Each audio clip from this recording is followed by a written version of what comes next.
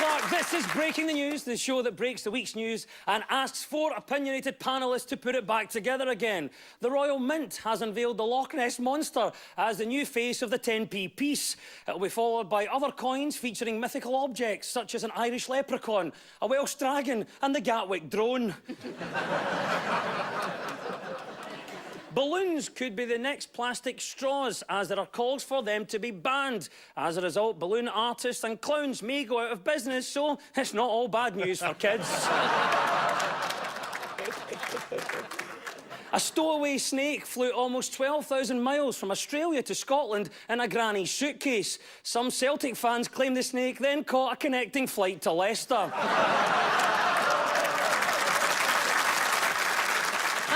So, joining me are comedian, actress, writer and, by God, what a dancer, Susan Calman, and with her impressionist and comedian Rory Bremner. And facing them, comedian Stuart Mitchell, and alongside him is comic, actor and writer Tiffany Stevenson.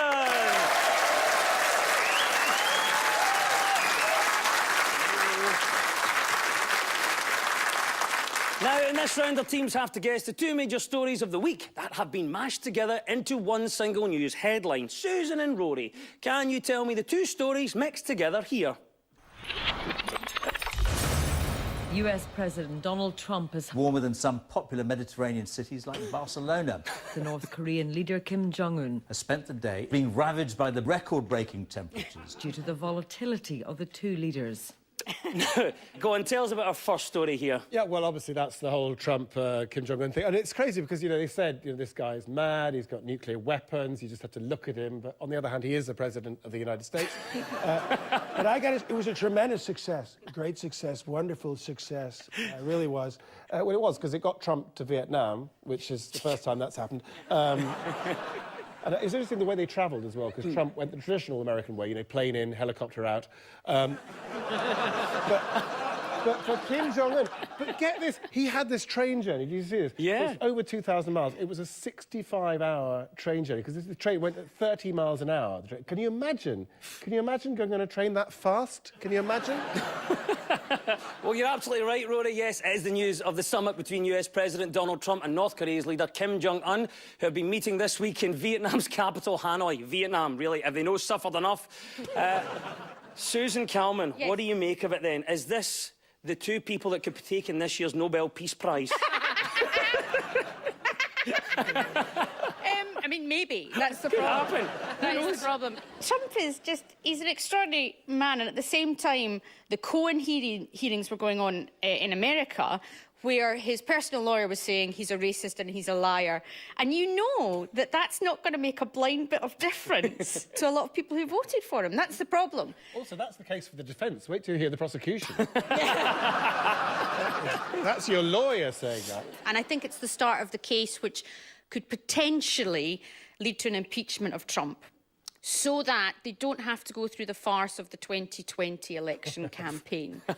Because he will run again. Yeah. He will run again. And he might win again, which is terrifying. But the great thing about Michael Cohen, can I tell you Michael Cohen, because he just can't help himself. He was out at some dinner with a great friend of his, and he just got onto the subject of when his son was born. And he said, you know, when my son was born, he said, this is the truth, it's Michael Cohen, okay, the lawyer. Yeah. He said, you know, I pushed the doctor out of the way, and I delivered my son myself.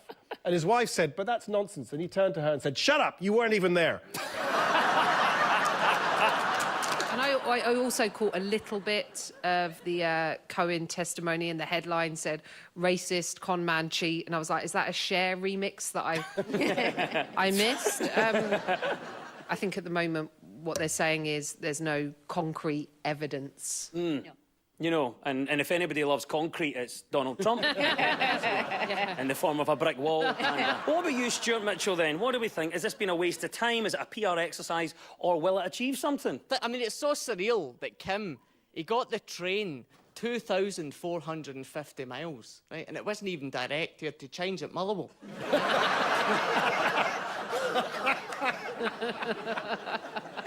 Thankfully, he never booked through ScotRail, because it would be the first time in history you ever saw a foreign leader arriving at a summit in a bus replacement service. you would have had a photograph of Trump getting off Air Force One and then Kim getting off a Partsy Hamilton coach. Yes, Donald Trump said that he always wanted to visit Dong Dang, as of course that's where they invented the doorbell.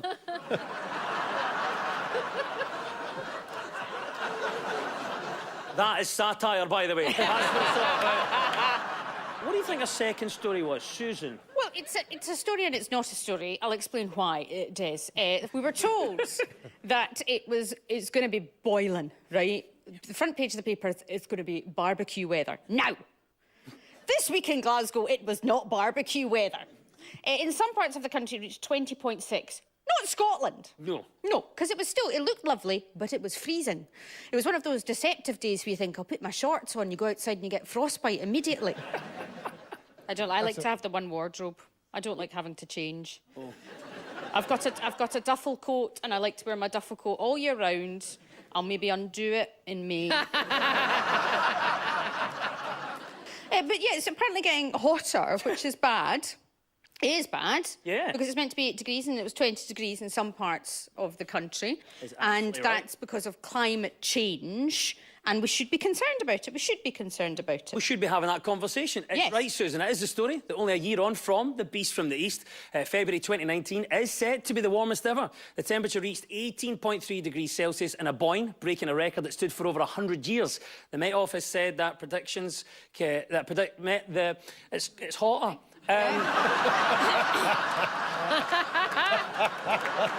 It saves you heating in the house, doesn't it? Doesn't it? It does so. And it's the earliest this year I've taken the magnet off a meter reader.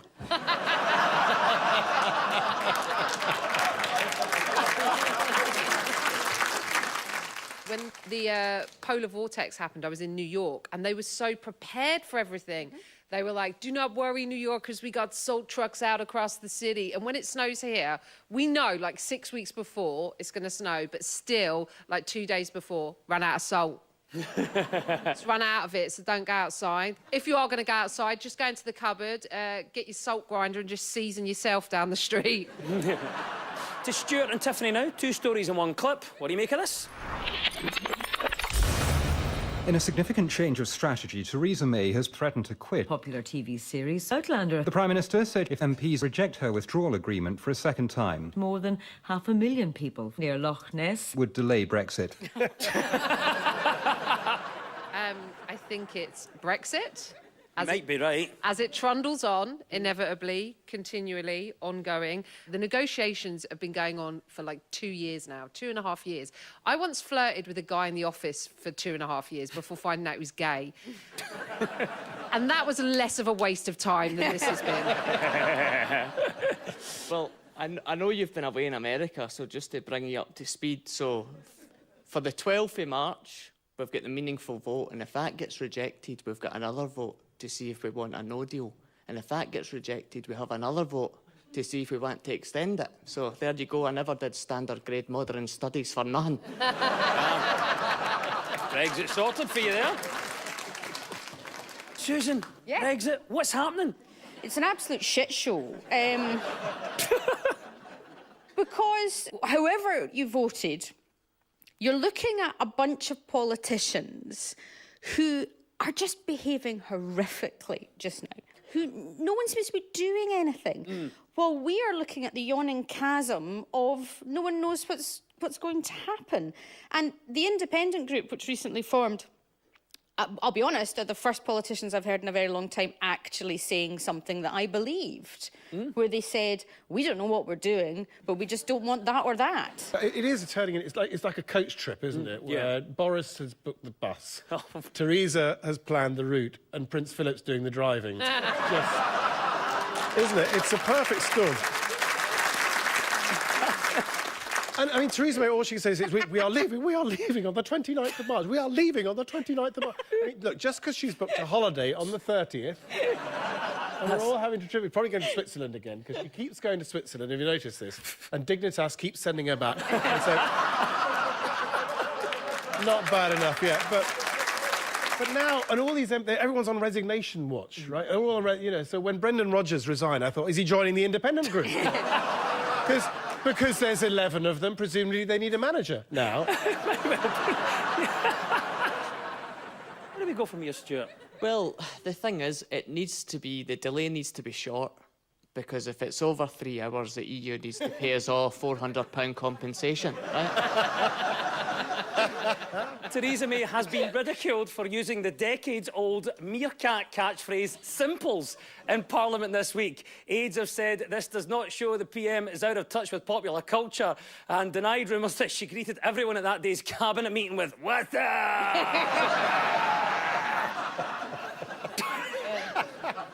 Well done. Yeah, Right on the topical edge there. Right.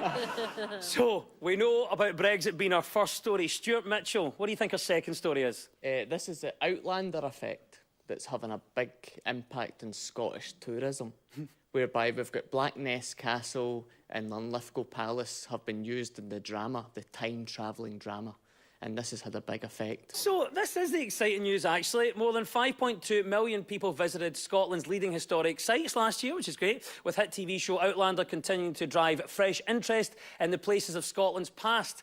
So, exciting news, Tiff. You're a visitor to Scotland. Do you buy into this, then? It's not exciting news for me because what's happening is lots of American women are coming over looking for hot Scottish men. As someone who's engaged to a hot Scottish man, I'm not for it. I'm not for it. The whole time I was out in America, people were like, "Oh my God, your fiance's Scotch? Is he Scotch?" And I was like, "He's more of a single malt, to be fair. He's well-aged and he hangs out in distilleries." Edinburgh Castle is still the most visited attraction, paid attraction in Scotland. Do you know how much it is to get in? 17 quid. So they made last year £36 million. Can you believe that? 36 million. And after 150 years, they're still using a medieval canon to tell you your lunch is ready.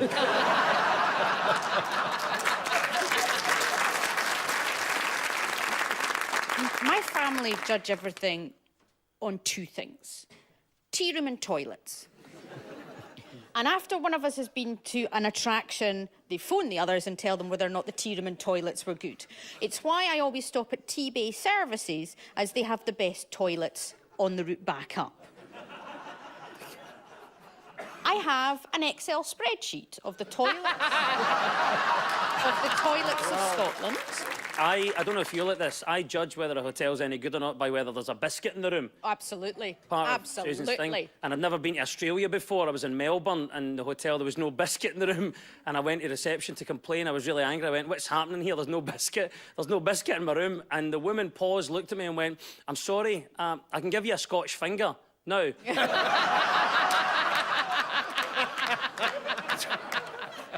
I didn't know, but that's actually quite a famous Australian biscuit. Turned out neither did she. It was a very odd hotel, I'll be honest. And at the end of that round, the teams are all square.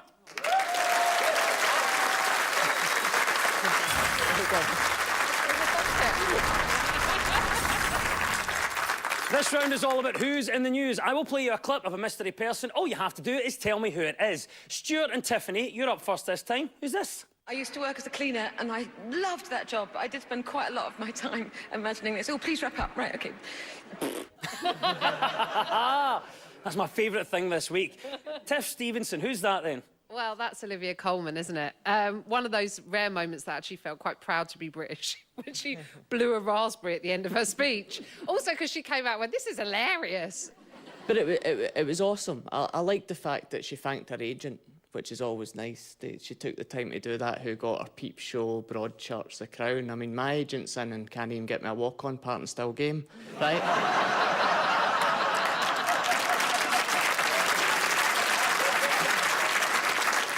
Stuart, they're giving their parts to anybody, by the way. No, this is why the Oscars is better. I'll tell you another thing. See the Oscars, right? They give you a luxury bag. Have you heard of these luxury bags? Oh, I like the gift bag And thing. the gift bag. This year, a diamond-encrusted pen and a gold-plated mobile phone, right? Scottish BAFTAs, an Annie Lennox CD and a Fredo.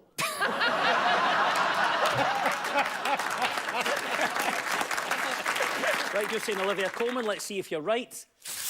Yes, it is, of course, Olivia Colman, so well done to you. Olivia Colman accepted her award for Best Actress at the Oscars in style, calling the win hilarious, although it should, of course, have gone to Bradley Cooper's girlfriend for keeping a smile on her face when he was doing that duet with Lady Gaga. Susan, I saw a big smile on your face when we were talking about Olivia Colman there. Yes. She's brilliant, isn't she? Wonderful. Yeah. Absolutely wonderful, and treats it exactly the way it should be. And I thought it was a beautiful, dignified, lovely speech. I mean, I remember... Sorry? Okay. When I won Best New Recruit at the Brownies...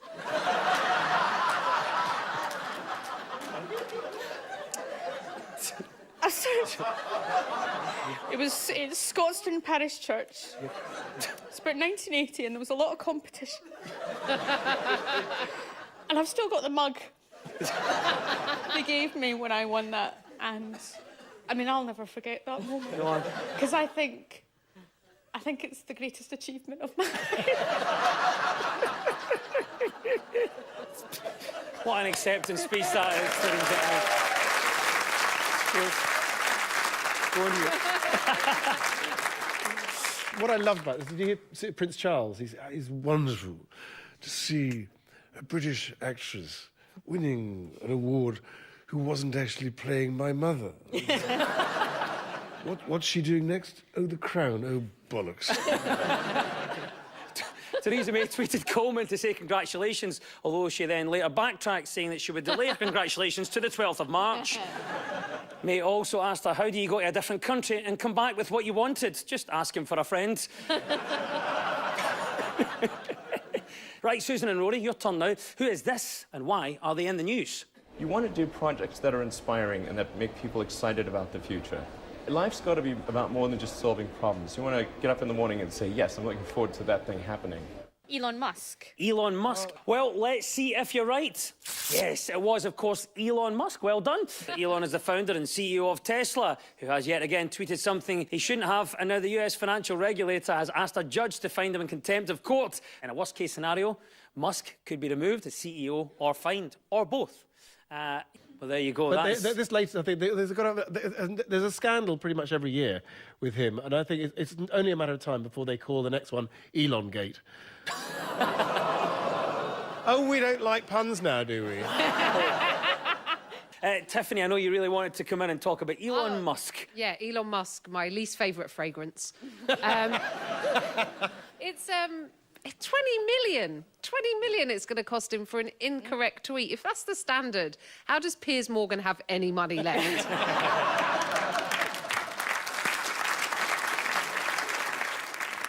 And you may well know this, the most popular Tesla car is the Model 3, which is also Donald Trump's nickname for Melania. So... it's true, isn't it, Donald? Absolutely. I don't like it. Elon Musk famously sent a red Corvette sports car into space so the alien civilizations out there will know exactly what a midlife crisis looks like. Humanitarian there. Elon Musk, of course, is the right answer. 2 points, and well done, Susan and Rory.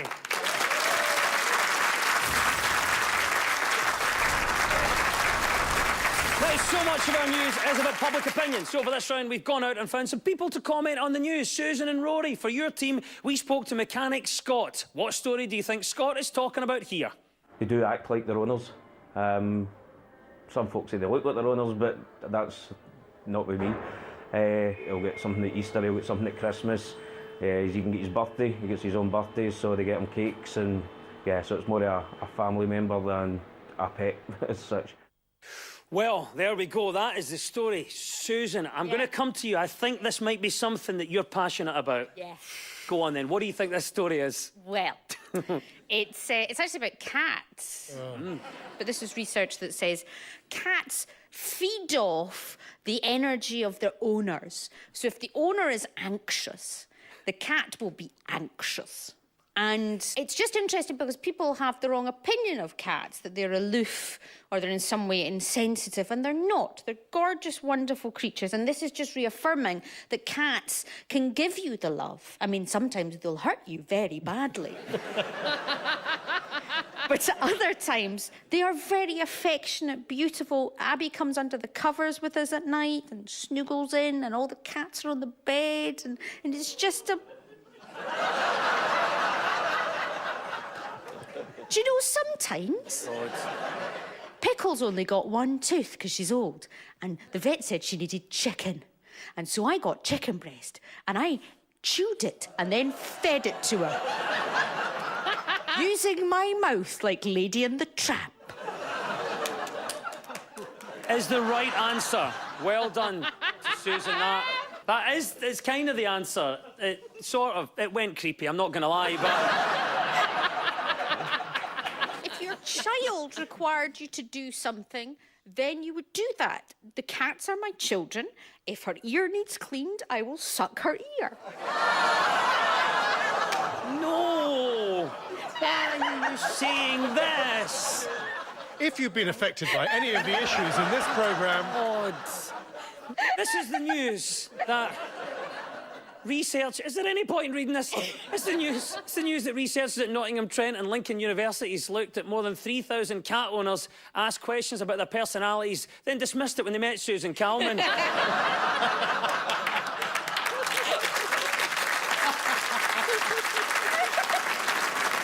Stuart Mitchell, I'm going to bring you in. Do you have this sort of relationship with your pet, the mirroring behaviour? Yeah, it is. I mean, I wind my dog up so much and get it all hyper. It got to the stage my wife actually insisted I get my testicles removed.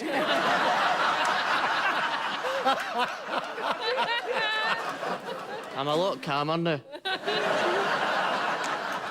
Stuart and Tiffany, here's nail technician Rachel. What is Rachel on about here? If I go out shopping, I'll just buy so much, but I don't actually need it, and I'm like, why did I get that? I'm not going to use it. Like, a lot of just, like, bits and bobs around the house and stuff. We moved a couple of years ago, and it's like, I was like, I'm not unpacked, basically, because there's just stuff I can't be bothered to. Well, we've become a nation of hoarders. We were one in three? 1 in 3 people admit to be hoarding in a survey. They had to do the survey through the letterbox because there was so much stuff behind the door. It's the right story. Well done, guys. You've got it. It's a story that British people are holding on to more than £80 billion worth of unwanted possessions, this survey has claimed. A study of 2,000 people estimated the average British adult owns £1,600 worth of unused items. Tiff Stevenson, you a hoarder? I do. I was very much enjoying thrift shopping when I was in America because of the Marie Kondo. Is it Marie or Marie Kondo? Marie Kondo. Marie Kondo. That's the one with the TV show, isn't it? Yes, yeah. The Marie Kondo effect, they call it. So she has a program about like clearing up clutter, and if an item doesn't spark joy, then you've got to throw it away, which is all well and good, but you need a potato peeler. It is a British thing, isn't it? That we kind of like we buy these things and then we're not really. We think it's going to make our lives better, or we end up regretting it. Oh no, that's Brexit, isn't it? Susan yes, Calman. Yes. Do you hoard? No, and this is before any woman on the television told me not to. Every December, genuinely, if I haven't used something, apart from a few personal items, it all goes to the charity shop, so we clear out the whole house every December. So the cat protection shop has an incredible range of very short trousers every December. Well, I'll give you a tip. And everybody at home, I'll give you a tip in the audience. See if what to do is, see to save money, right? I take my suit to a charity shop and they steam it, and I go in the next day and buy it for cheaper. Genius. Genius, that. I'll tell you, forget Martin Lewis, you've got Super Saver Stew. Hoarding has taken us to the right answer. Well done. Yes, my uncle's spare room and shed are filled up with empty wine bottles. He's not actually a hoarder, but it sounds better than alky in a job application.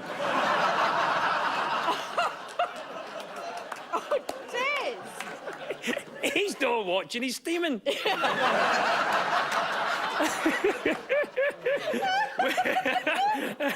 And 2 points go to Stuart and Tiffany.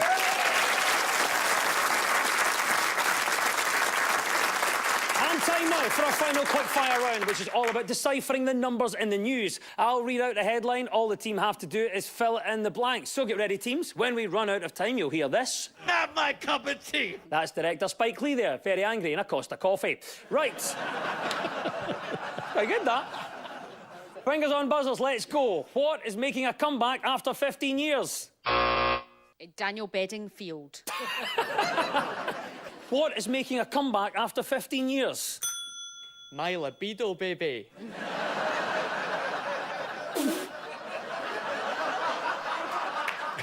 When has a guy from Lanarkshire ever ended a sentence with baby? Other than, I'm telling you, that's not my baby. I can give you the answer. It is cassette tapes. They're coming back. Oh. Many of the audience saying, will they ever away? Free what to be offered to over 65s? A rocket ride to Mars. Good old Elon's going to sort them out, isn't he? Free what to be offered to over 65s?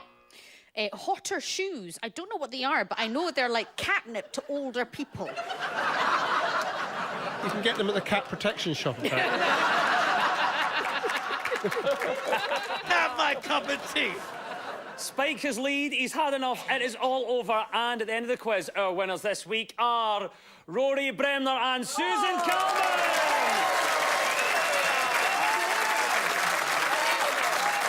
Such a good contest. Commiserations go to Tiffany Stevenson and Stuart Mitchell!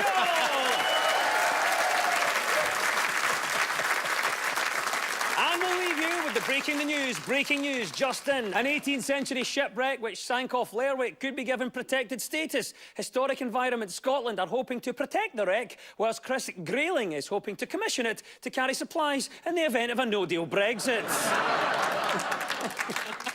It's been revealed this week that Canadian firm Sunrise Records paid £883,000 to rescue collapsed music chain HMV, a move they're already regretting when they found out they could have bought it much cheaper online. A drunk man in Greenock took a lock-in to new levels after falling asleep in a pub toilet and being rescued by police at 5 a.m. His wife was absolutely furious that the police bothered to rescue him.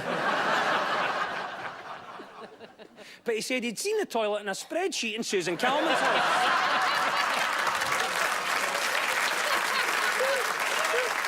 The news is broken. I've been Des Clark. Goodbye!